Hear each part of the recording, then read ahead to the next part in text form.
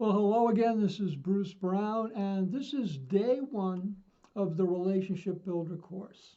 Uh, this is a 5-day course, and it's intended to help people with ADHD um, understand more about relationships and sort of go the whole route to own up to relationships where there were problems, where maybe they were our fault, and how to assess relationships, how to decide when you want to, how important a relationship is, that you want to try to do something about it to regain it, how to build healthy relationships and how to maintain healthy relationships. So it's a 5-day course, and each day will go pretty quickly during this video, but there will be homework, there are worksheets that you can use to do some work between the classes, or between watching the videos, really, because you can do them at any time you want. And I would suggest that some of them you might want to watch more than once. We have really made an effort to pack a lot of information into the videos and into these lessons. And it isn't easy, because everybody has problems or issues with relationships in life at one time or other, and sometimes more than people can even handle, I guess. But sometimes people have more problems, and people with ADHD, that tends to be one of the symptoms, one of the signposts when of doing things that kind of mess up important relationships, when maybe you definitely didn't even want to, but things just sort of happened, impulsive decisions and saying things and whatever. And for sure, I have been there. I've messed up a lot of relationships along the way. I've been very fortunate in maintaining some really healthy, good ones for decades. And I'm going to share with you not only the construct of these courses, not only the points to consider and think about, but tips and strategies and things that I've learned that have helped me be a better person in a relationship, because that's I think the very best thing that I can do to help a relationship overall still be as good as possible. Can't make anybody else do anything. Sort of just start from that point and go forward with it. Okay, so 5 days of these lessons. This is the first one. It's going to take just a little bit longer to go over what's happening. Today is called Relationships 360, and today the idea is to learn, or to talk about, how to prioritize and assess relationships. The next video is day 2 is called the costs, and that's about how to for us. How to pinpoint the effects that ADHD have in harming relationships. Also helping, by the way, right? There can be some good sides to it. It's just not all dire news. Day 3 is we're calling Own It. That's how to take responsibility for things that didn't work, for relationships that didn't work, and see if there's anything you can do about that. Either maybe trying to repair things from the past, but the focus on this day actually is learning how to sort of really assess what we did that caused the relationship to go south. And maybe in there also you notice some things that we did that made the relationships work and that we sort of have learned to do. Day 4 is called Fix It, and that's where we talk about, where we consider ways and maybe reasons why to try to repair some relationships that are damaged or were damaged in the past, or even how to, if something happens tomorrow, maybe how to recover from that quickly, or at least have the best chance of doing so. And then day 5, keep it, or actually maintain it. It means the same thing.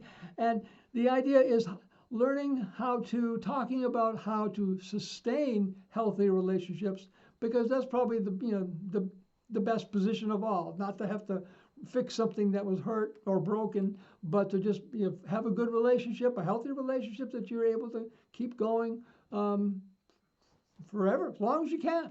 So Again, I'm Bruce Brown. I have adult ADHD. I didn't discover that until 6 weeks before my 70th birthday, a few years back. And but I do know that, I mean, I can remember things when I was 5 years old, that when I started talking to the psychiatrist that I saw a little bit about this, oh, yeah, that fits.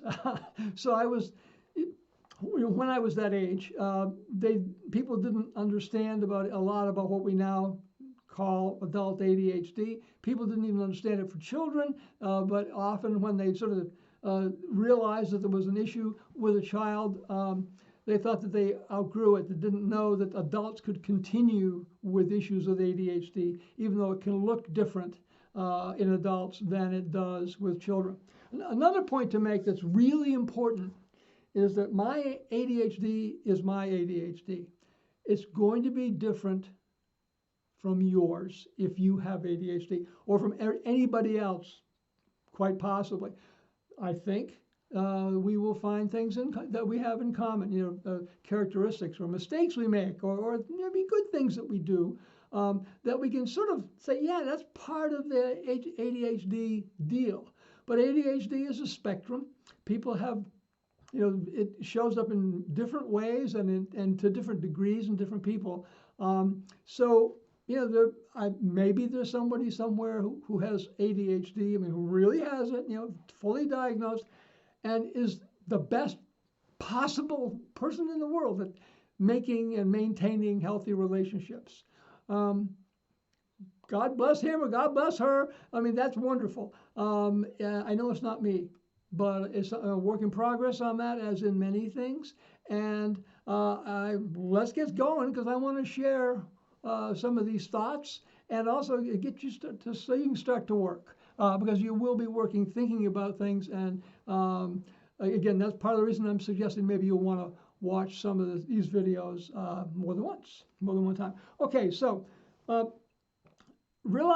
I do realize that this is not going to be new information for everyone. Some of it might be, okay, yeah, we know that. Well, that's fine. But my goal here, my goal in this video is to help you focus and raise your awareness of the importance of healthy relationships in our lives.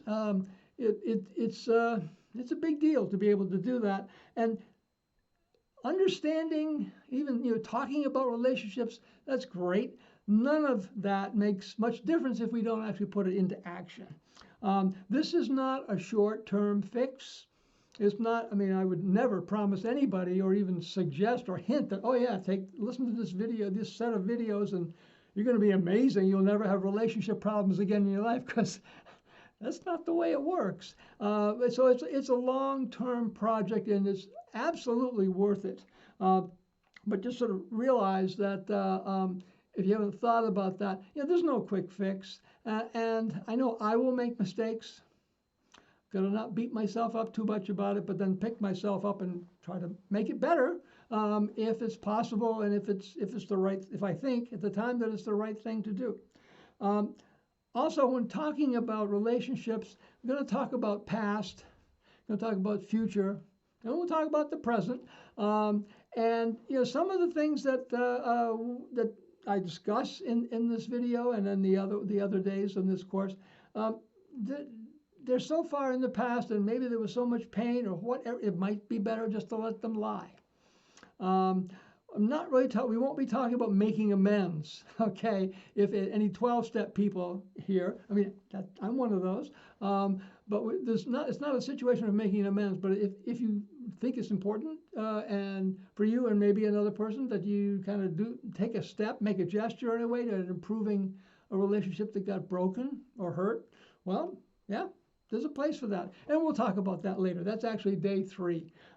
So let's get going here. The first thing that I would suggest is a good thing to do, and I'd like you to do, not right now, but after the video, is make a list of the people in your life with whom you have had long-term healthy relationships. A list of people that where the relationships have been amazing, been very, very good, the best you've ever had. And if right off, your first reaction is, oh my God, the list is so big. Where do I start? Well, that's a good thing, but try to identify some of the ones, the relationships that just come to mind as the very best for you. If when I asked that question or when I made that point, made this statement, you said, gee, I really don't have any long. If you can't think of anybody, well, think about the best possible that you've had. Maybe none of them have been amazing and awesome all the time, but what ones were the most rewarding for you? The people you most enjoyed hanging out with, at least for a while, and see what you can discover. And if there were, and what we're looking for is not for an individual or just a couple of people, but what we're looking for are the common patterns. What are the things that you shared with those people? The traits or the background, maybe the demographic factors. I don't know. But what did you have in common with them that maybe, I don't know if it caused the relationship to be better or to be good or be amazing, but what were the things what comes to mind when you think about those people? And I highly recommend, because I have ADHD and I have to do this, that you actually write down or type on your computer, a list, enter a list so that you can then go back and don't forget it. Because if I don't write stuff down now, that's a strategy for a whole other course, right? And productivity and remembering stuff. But write it down, make it an actual list, and don't just sort of think about people. Oh yeah, there was that one and that one and that one. Write them down. And then later you might decide to go back and take notes. But just write their names down and see how many you come up with. There's no magic number. If there are only one or two, well, it's great to be able to have one or two, because realize that there are some people who don't have any. And that's pretty sad. And so those people are going to have a harder time identifying anybody that they would put on a list of healthy relationships in their lives. And maybe it can't be long term. Maybe it's going to have to be just very short term. But if somebody really enjoyed being with for a bit and that enjoyment was mutual, then you want to know that. Okay, and so look for those common factors, and things like, gee, was it family members? Were they friends?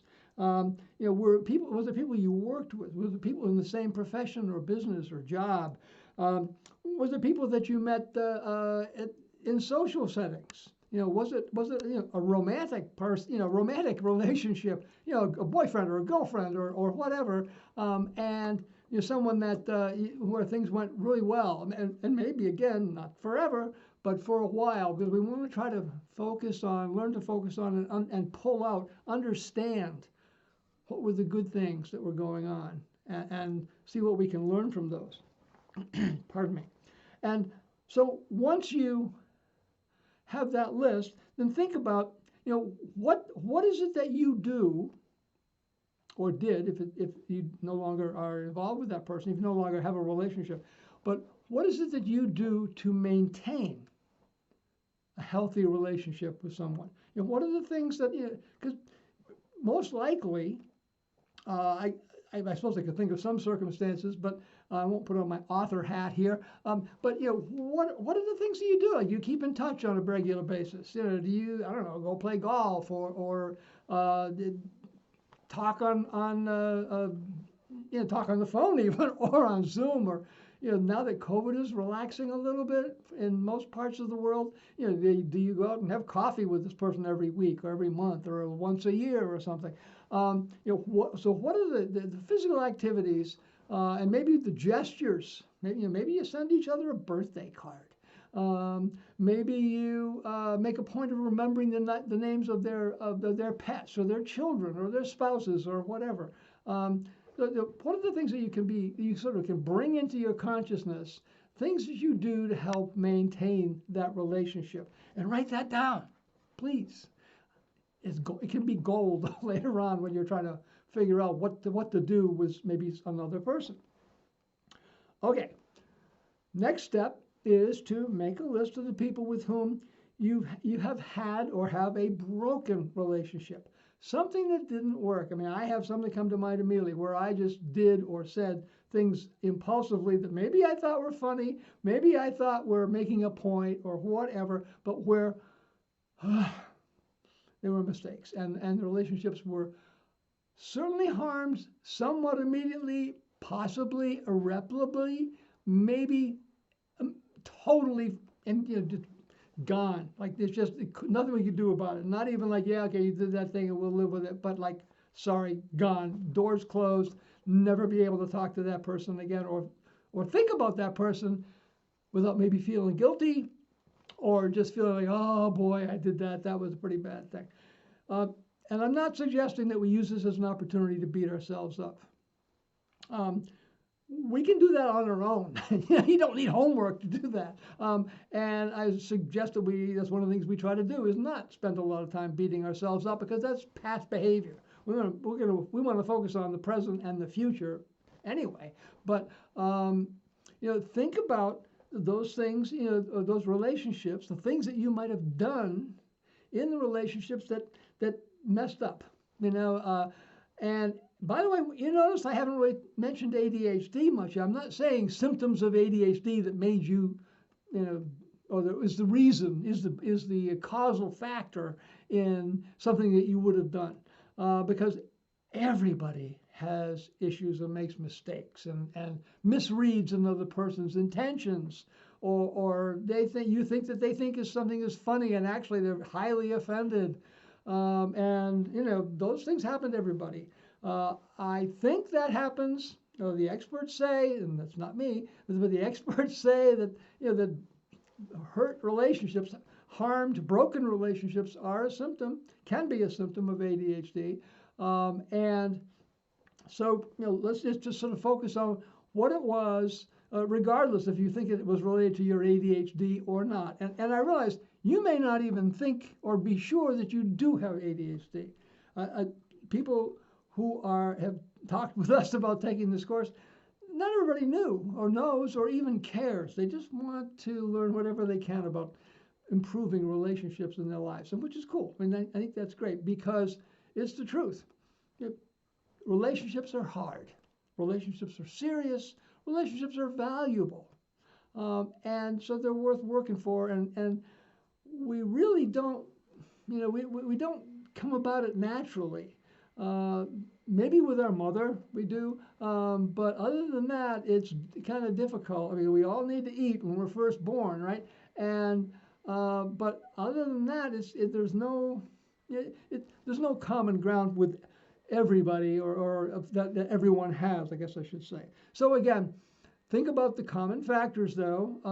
What happened to the relationships? What about the times when you were surprised when you did something that someone else found very offensive, and they just, like that was enough. That was it. That was the final point, or maybe it was the first thing that happened ever bad in the relationship, but it was bad enough that they said, I'm out of here, whatever.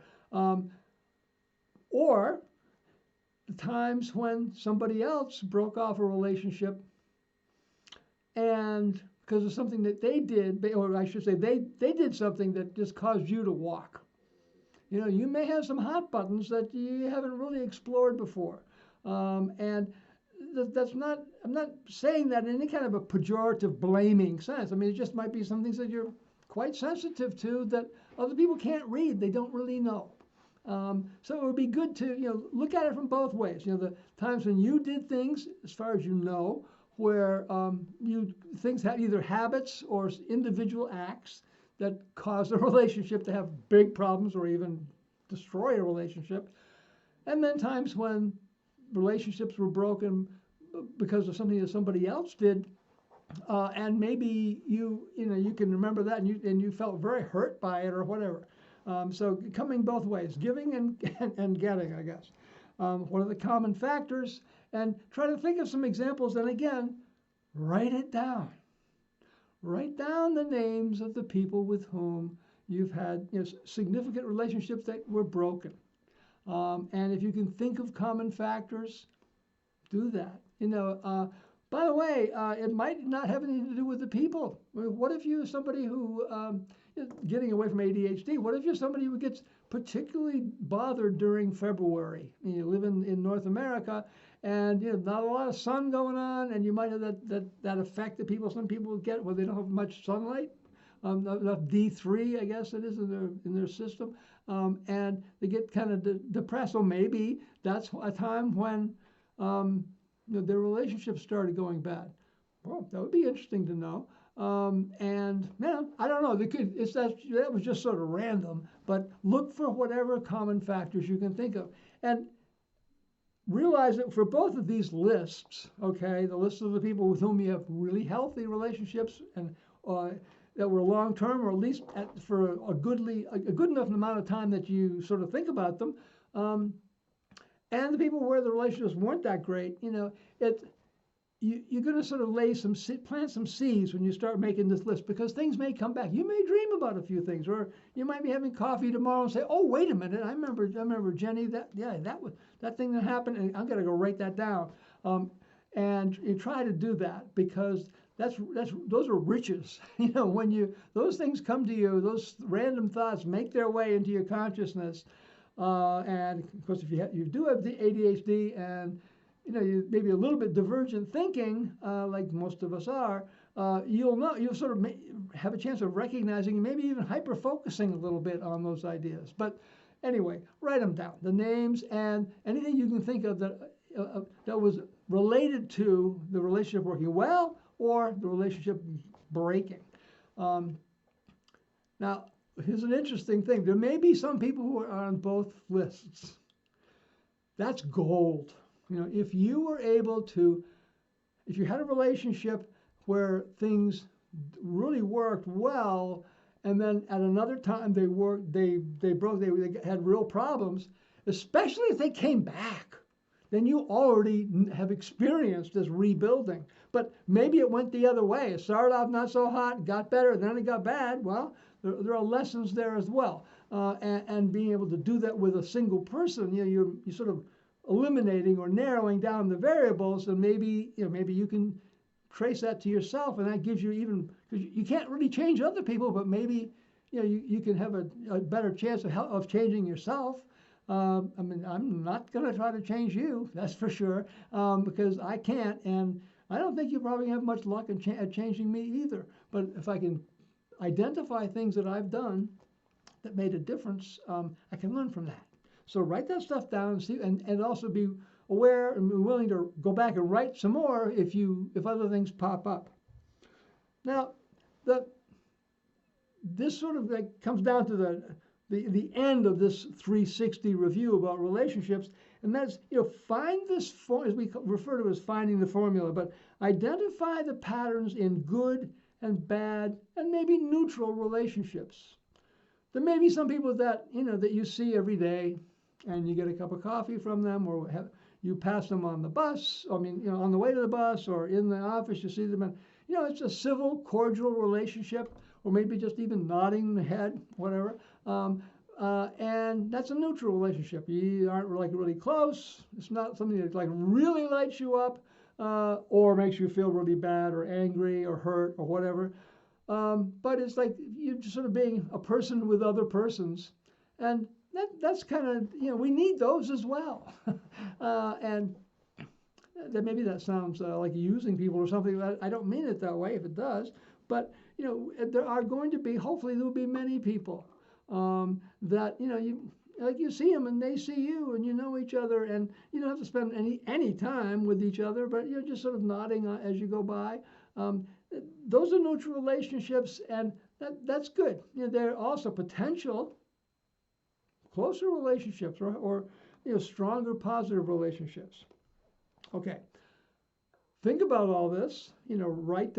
Please write down names of people with whom you have had and maybe hopefully still have some healthy relationships. Very the longer term the better, really. But whatever you've got, the things in common that those relationships have and had, and then the relationships where it didn't work out. Write those down as well.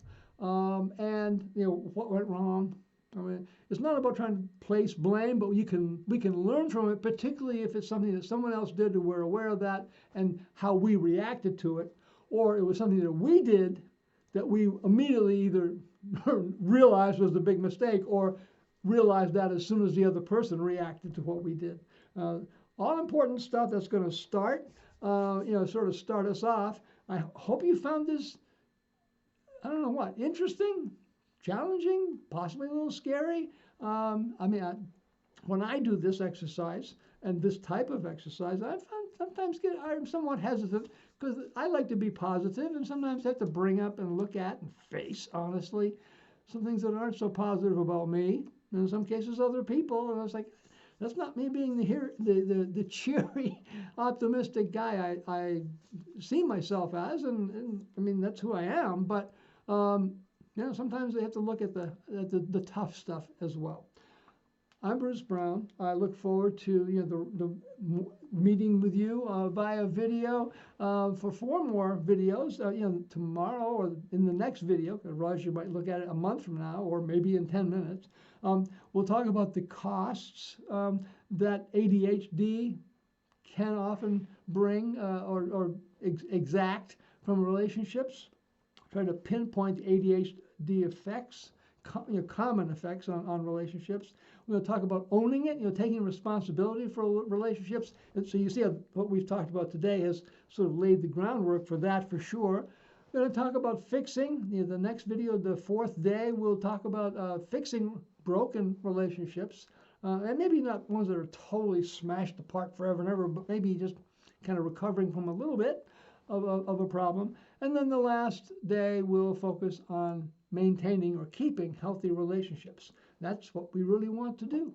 So thank you very much. I appreciate you taking the time to listen. And let's learn this stuff and improve our lives together. Thank you.